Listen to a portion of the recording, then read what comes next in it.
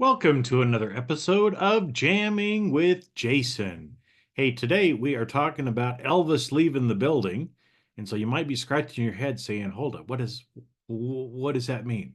Well, we're going to talk about Elvis, and we're also going to talk about knowing when to persevere and when to change direction, about change in our lives, because often change is one of the hardest things that we go through. And so we're going to talk a little bit about that today.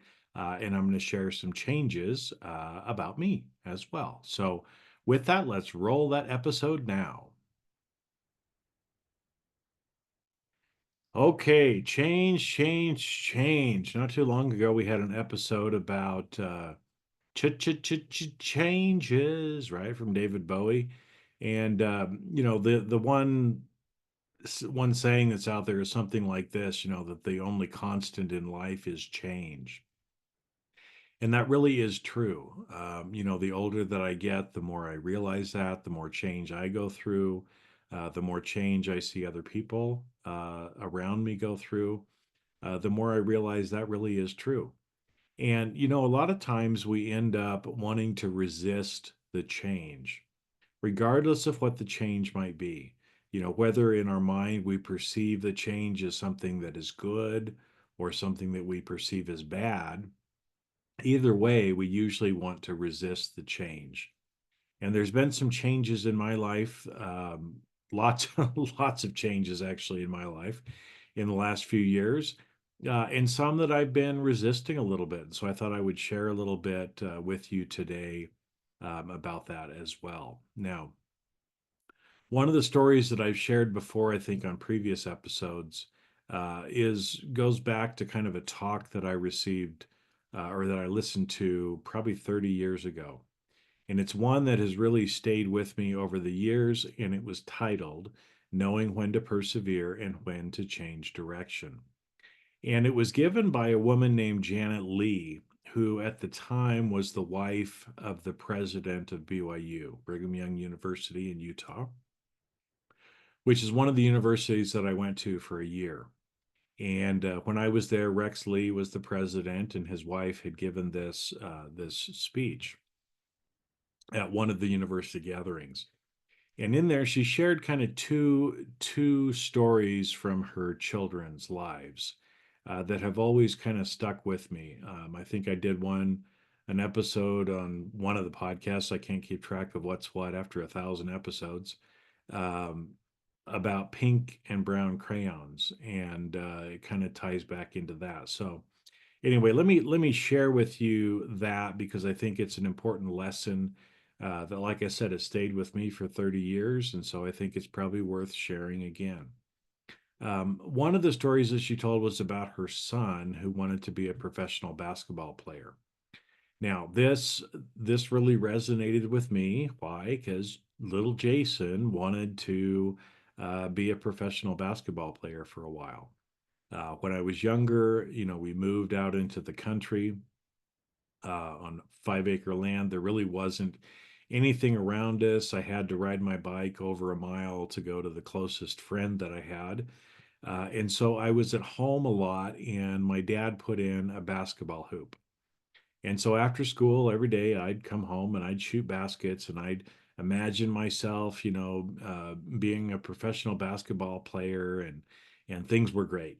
And I had a big growth spurt when I was in about eighth grade, and I grew up to the tall stature that I am right now before everybody else grew.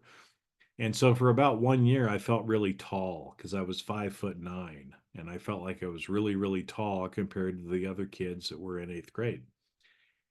And so at that point, I didn't dribble that well, but I was taller. And, of course, what ends up happening is the next year, everybody else started to grow and they grew past me. And so here I was, 5'9", still an average height, but obviously not an NBA height. Now, at the time, I used to, think about other people that I knew, like John Stockton, who were not very tall. I think he's only about 5'10". Spud Webb, who was only 5'6". and kept thinking, well, even at 5'9", I can still play pro basketball. Because look, here's other examples of people who were shorter that still made it into the pros. And that's always a good thing, or a good lesson is, if there's something that you want to do, if you can find evidence that it has happened or that other people have been able to do it, that's a good thing, right? And so, but I went along, I wasn't that great at dribbling. And of course, on the basketball court, I need to play a guard, which means I need to dribble pretty good. I can dribble out of my mouth pretty good, but the basketball was a different story. So, like I said, as she was sharing this story about her son, it really resonated with me because I went through a lot of those same things as a teenager. But here's the reality is that I don't think I came to this earth to be a pro basketball player.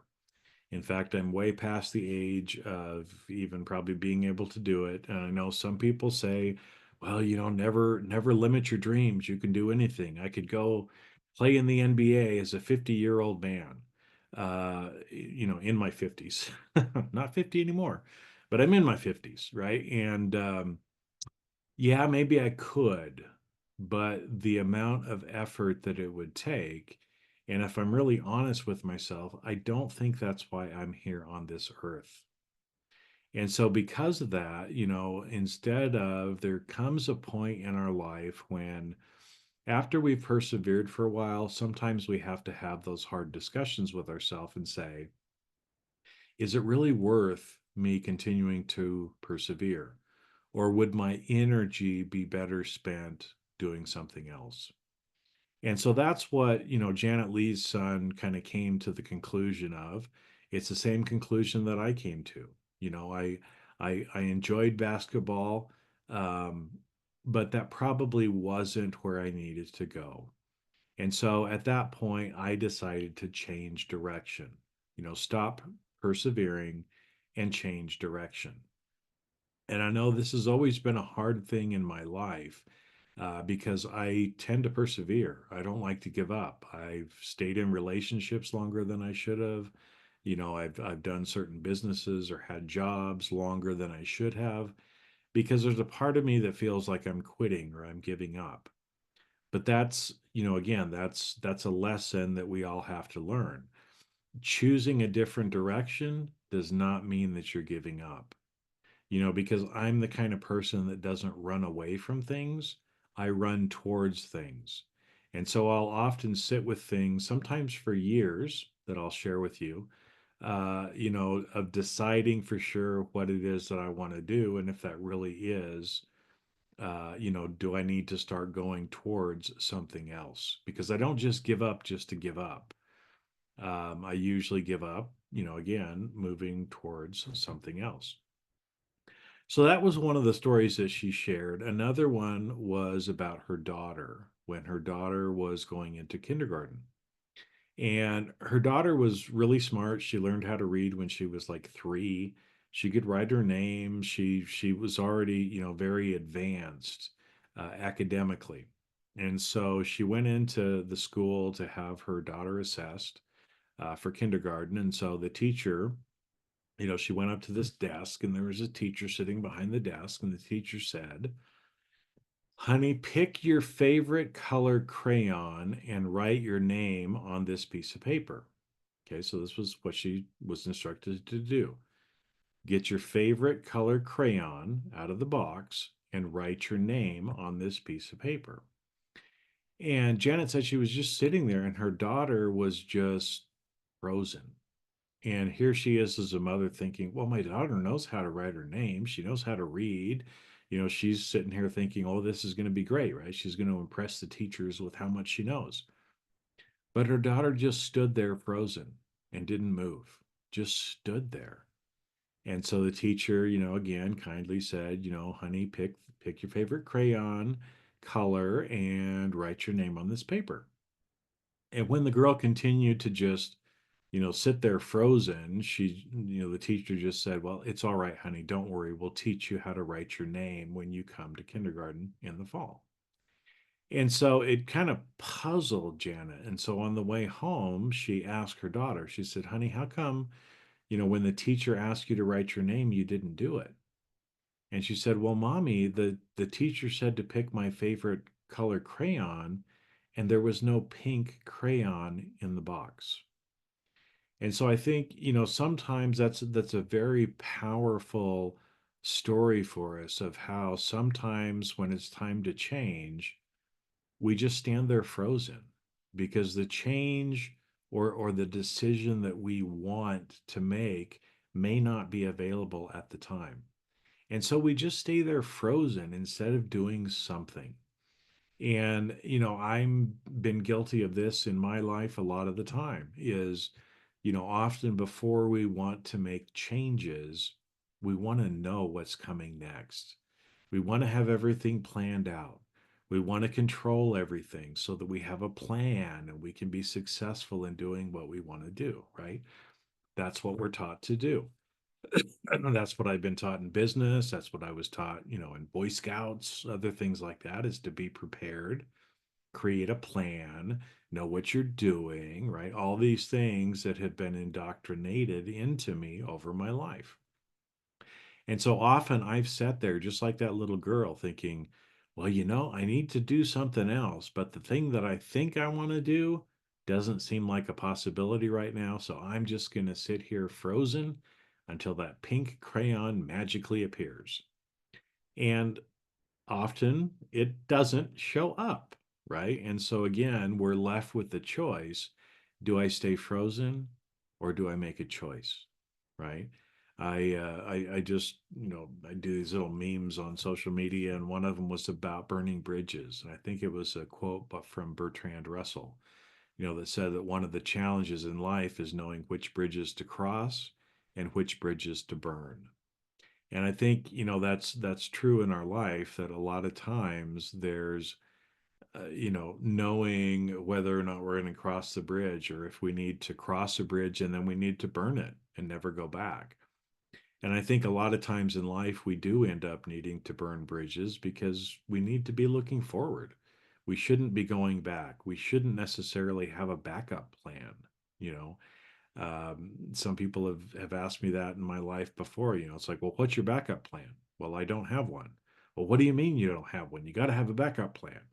Well, sometimes I haven't. And you know what? Things worked out exactly the way that they were supposed to, right? And so, again, as you're thinking about maybe some of the things in your life, bridges you have to cross, paths that you need to take, are you standing there like the little girl and saying, well, the choice that I want to make isn't available to me, so I'm just going to stand here. I'm just going to stand in that fork in the road because I don't know which one of these three paths I want to take. And none of them look like the one that I want to take. Because the reality is we have to choose, we have to move forward.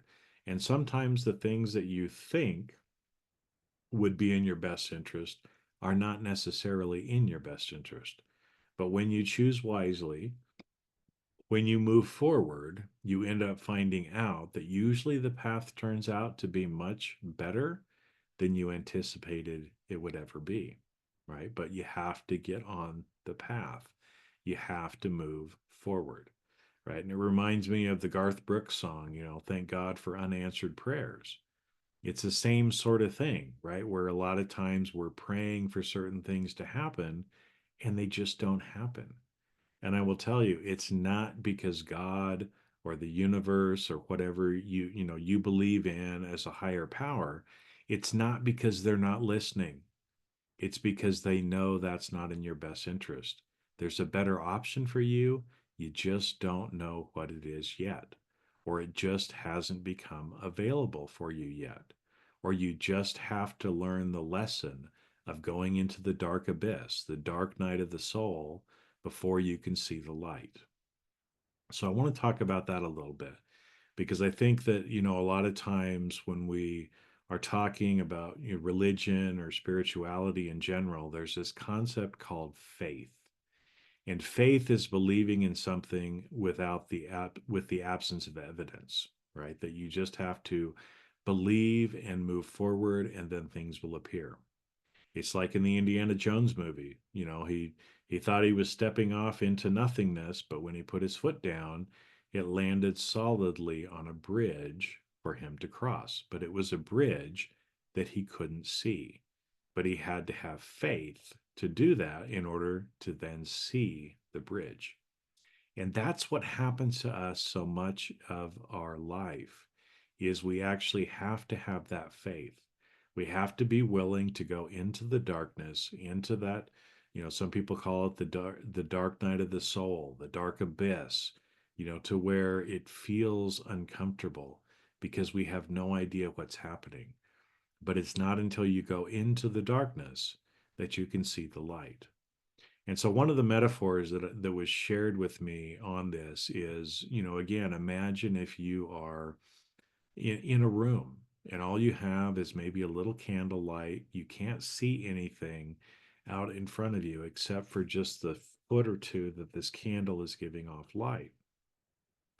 Well, faith is continuing to step forward, just seeing a little bit of the light ahead of you, not being able to see the whole thing, but just a little bit, just that next step. The next step is all you need because when you take that next step, now you can see for the next step and the next step and the next step and the next step, right?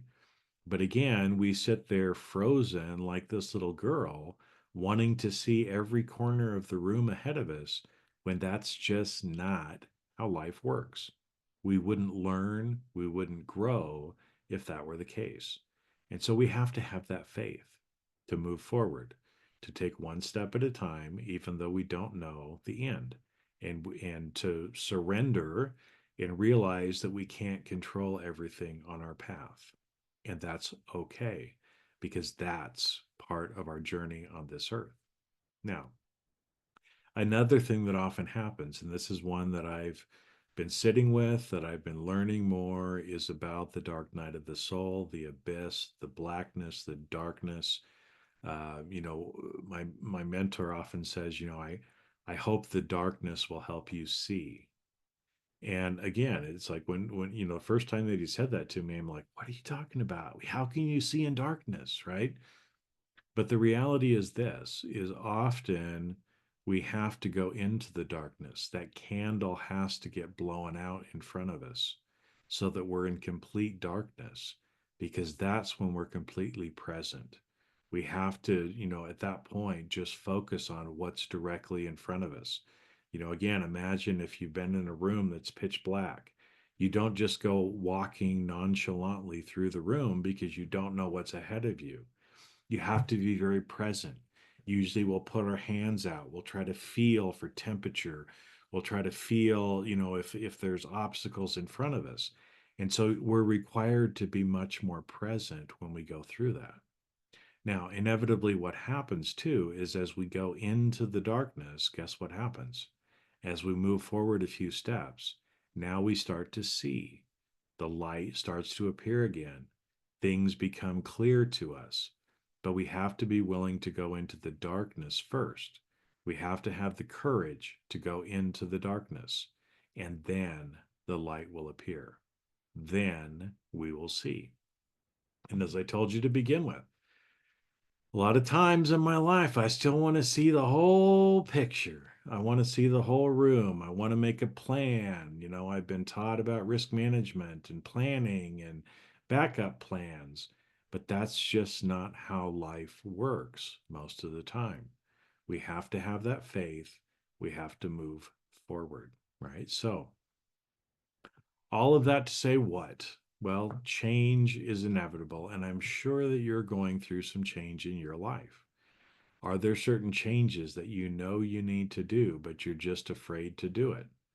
Or there's a change, but you're waiting for something else better to come along, right? We see this often in relationships where people will stay in a relationship longer than they should, waiting for the next relationship to come along, right? So they can just jump from one relationship to the other instead of taking that darkness of a relationship and maybe being without a relationship for a certain period of time while you're learning and while the other person shows up. Because that's just part of life, right? But again, are you doing that? Are you waiting for the next thing to come along before you let go? Because often we have to let go before we can let in. And letting go sometimes means we're walking in the darkness for a little while. So, as I told you, I go through this every day of my life as well. And here's some examples from my life to show you too, and to kind of explain, why on this episode I'm talking about Elvis has left the building and whatever does that mean, right? Well, there was Elvis Presley, one of the most popular singers of all time. You know, I think he still holds, it depends on who you talk to, but has sold more albums than any other solo artist. Very, very popular, very, very popular. Groundbreaking in a lot of different ways. I think I've talked a little bit about him before in some of the previous episodes about his music, about some of the things that he chose to do that was very groundbreaking, and the courage that he had to do it. And again, whether you like his music, don't like his music, it doesn't matter, right? But the man lived a life that shows us a lot of examples of how we can live too. And one of the things with him and how that whole saying Elvis has left the building has kind of worked its way into kind of culture, especially here in America, is this, right? So a lot of people forget. I mean, you can see all the videos of people with Beatlemania and how the girls were going crazy and hysterical when the Beatles came to America. You could see some of that same kind of activity in the UK, where they were at to begin with. But a lot of people forget that actually Elvis was here in the United States before the Beatles ever came over. And young girls were doing the same thing for Elvis. And it wasn't just young girls, but there was a mass hysteria for Elvis because he was completely different than anything that had been around. And I know one of my aunts was in that crowd. She just loved Elvis. She was of that age, and anyway, Aunt Bernice, God rest her soul. Uh, yeah. Okay. Anyway, and so why did that saying come up? Right? Is because when Elvis would do concerts, people kept assuming that he was going to come out and do more encores. And so they wouldn't leave the building. They would just sit there. And so the problem is, the people that have these venues, people were just hanging out, waiting and hoping that Elvis was going to hop back on stage. And so, most musicians, and if you've gone to concerts, they always come out for an encore because that's just kind of expected.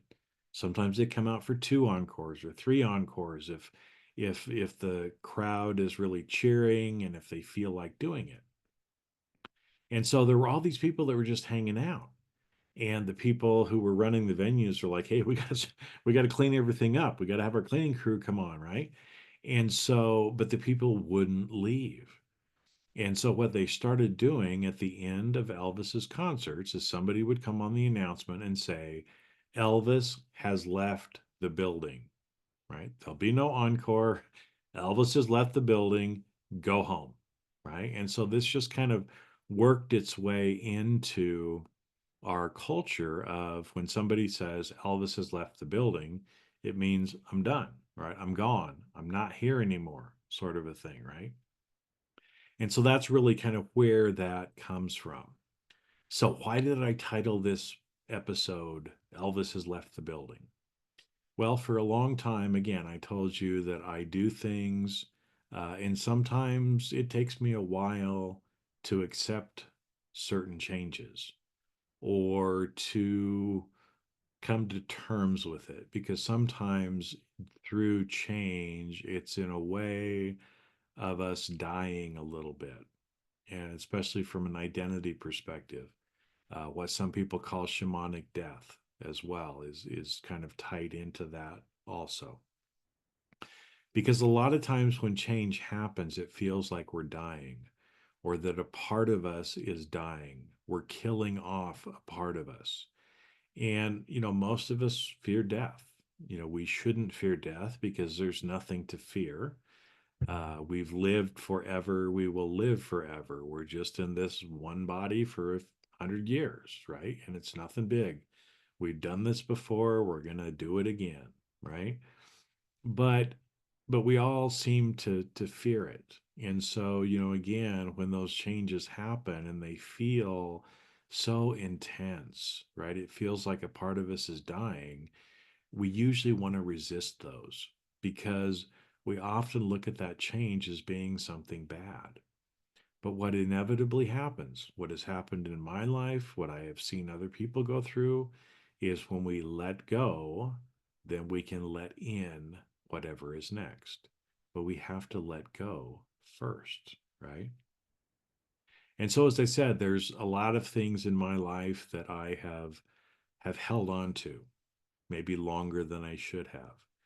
And I'm also the kind of person that the movie Good Will Hunting is one of my favorite movies. It's actually the first movie that Ben Affleck and Matt Damon did together. They wrote it. And so it was really kind of their first acting gig, if you will. They wrote it as well. And I remember there's, one of my favorite scenes.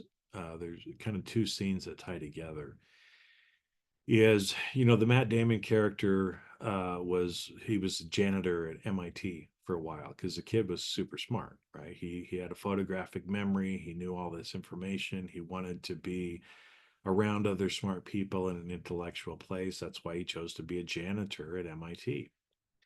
And his friend, the Ben Affleck character, was a construction worker. And again, I can relate.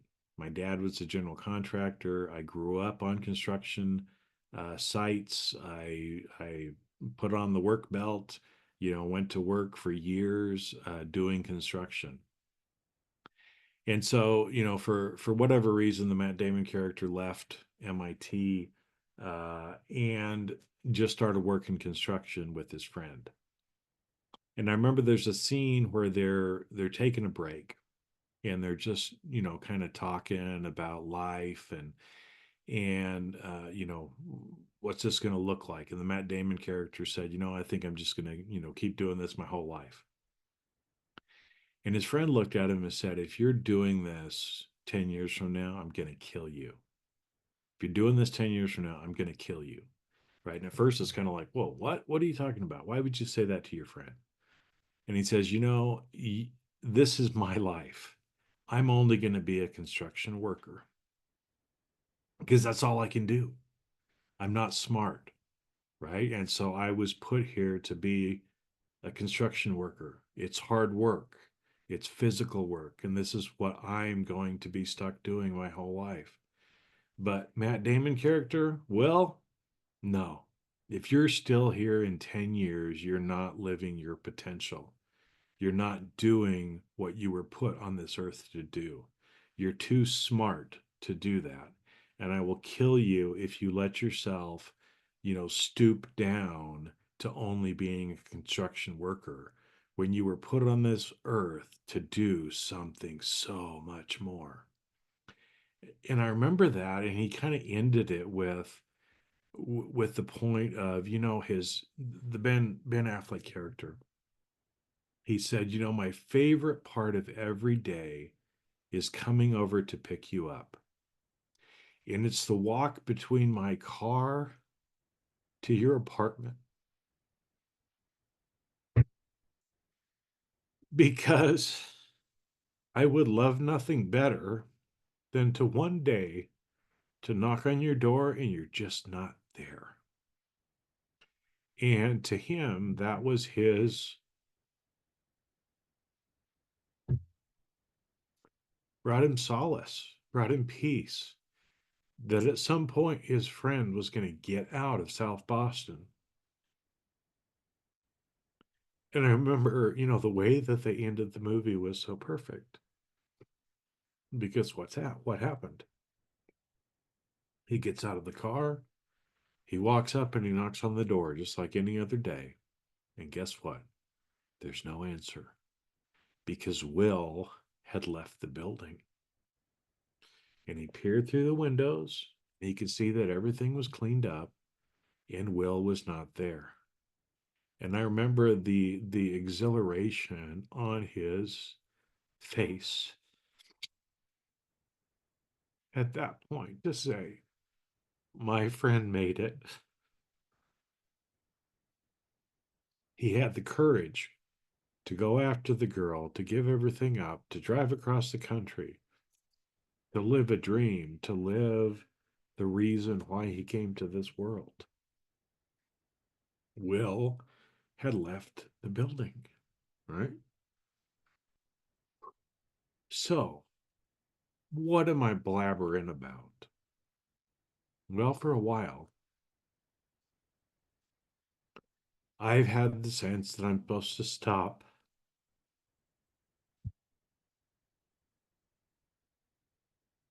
doing this podcast.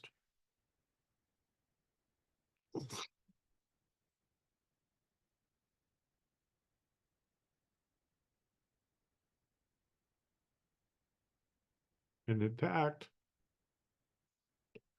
I knew for a while I was supposed to stop another one, Fire and Earth podcast, that I've been doing for a long time, 5 years. That decision seemed a little easier in a way. I still drug my feet. But I'm kind of the person too that I don't like goodbyes. I'd rather be like Will and just not be there. So when we wrapped up the Fire and Earth podcast, there was no final episode. It just ended. And ironically, as the universe always does, one of the episodes that we had recorded called Knowing When to Persevere and When to Change Direction, people on my team couldn't find it. And so even though we had recorded it months before we decided to shut down the podcast, that ran as the last episode of the Fire and Earth podcast, fittingly so, as the universe deemed it to be. So I've known for a while that I was supposed to shut down Jamming with Jason too. But it's harder for me to do that because there's a part of my identity behind it because it has my name on it.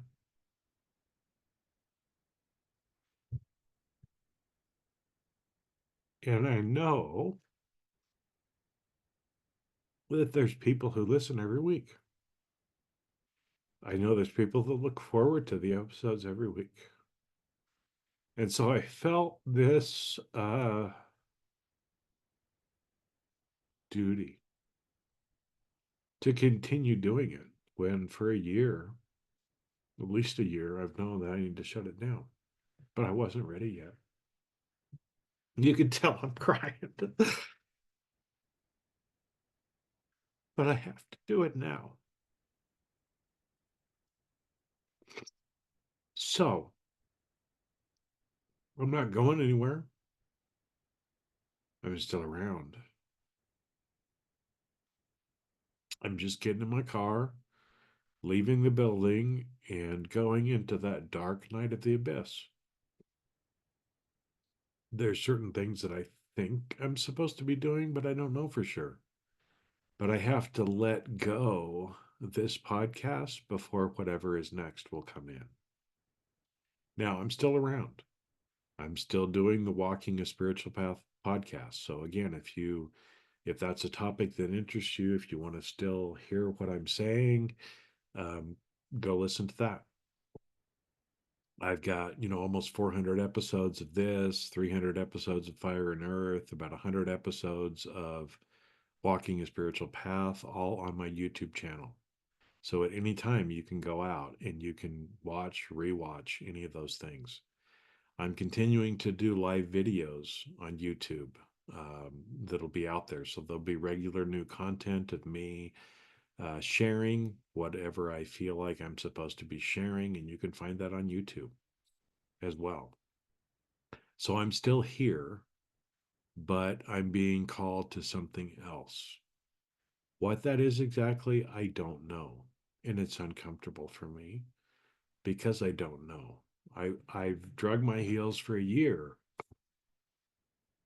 hoping or waiting to know what that next thing is. What's going to replace jamming with Jason for me? And as I told you, a part of my identity, because my name is in the title, it's been hard for me to accept it.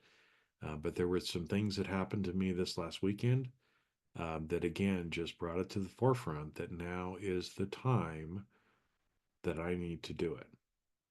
So Elvis is leaving the building. Jason is leaving the building, at least for jamming with Jason Mefford. Now, a year from now, 2 years from now, I don't know. Maybe we'll do it again, right? I mean, when bands break up, people always ask them, when are you going to get back together? And I remember the Eagles, when they broke up back in the 70s, they're like, well, we're not getting together until hell freezes over. And they went maybe 20 years and then they got back together and they've been touring for the next 30 years. And ironically, their first album back was called Hell Freezes Over. Okay. So I don't know what the future is going to hold, but at least for now, this is going to be the final episode of Jamming with Jason for now. And if that changes, I'll let you know. If it doesn't, and if this is the last episode, because like I said, I also went back and forth on whether or not I was going to do one of these because I knew I don't like goodbyes and I knew I was going to cry, and so there you go. You got both of those. But anyway, the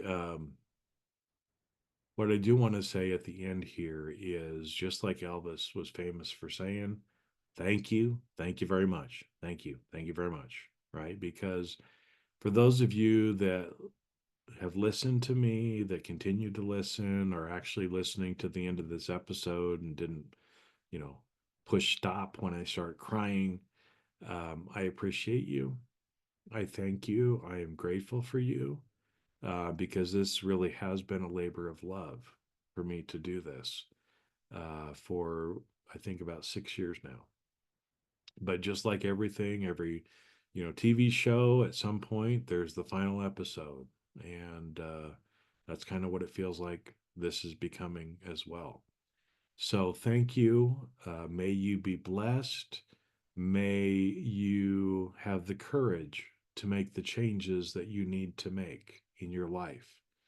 May you know when to persevere and when to change direction, right? And may you be blessed in everything that you do in your life. May the light appear as you step into the darkness.